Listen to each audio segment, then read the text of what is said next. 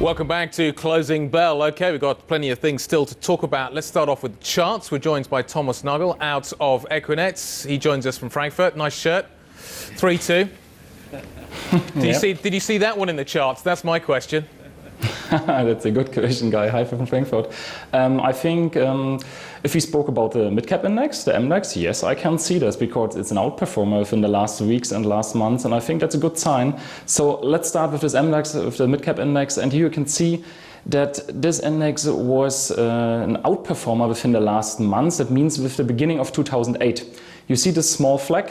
This flag was formed within the last 2 months. That means the index is it's losing steam from a strong up move since the beginning of this year, and he's waiting for the next lift off on the upside. He's dancing on his 200-day moving average same time. That's around of the level of 9,500 around this level. That means if we see a rebreak of this level, or that we can prevent this level, I think we have a really good chance for the acceleration on the upside. So let's see and wait.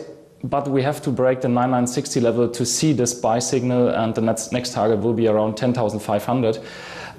You see the lower line, that's relative performance. In my opinion, that's the positive bullish bears here, because that means this index is still outperforming the whole German market, and that's a good sign we are speaking about. Everybody was talking about investing in big caps. OK, let's talk about what's going on in food and beverage. We saw some downgrades in the sector this week. What are the charts saying? Yeah, this food and beverage index. I introduced this index some weeks ago here on CNBC, and I told you that there's a really not positive sign in this index. That means we came down sharply, saw something like a consolidation flag of 3 months, and exactly 2 weeks ago this index came down sharply. That means we slipped down from this consolidation flag, and now we are here on the downtrend, on the down acceleration. And I think this down move will only stop around of this level of 269. Sorry, that's at the same time is the long-term uptrend line and a really important key retracement level.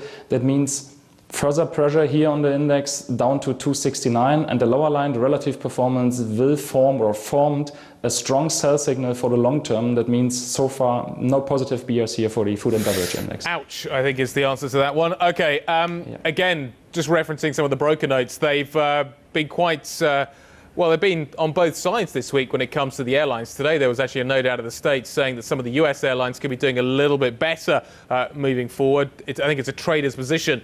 What are you seeing? Yeah, the airline is really important because it was the only loser of the transport sector in America. And that means while the transportation index itself was on the all-time highs, this index lose momentum, lose size. But here you can see that we are ahead of a breakout from the strong downtrend. And that means if we see this breakout, we have a really good chance that this break, this up move in the airline sector will support the transportation itself. And that's really important for the whole US market. Thomas, we've got to leave it there. Congratulations on last night, 3-2. I guess the right result if you're German.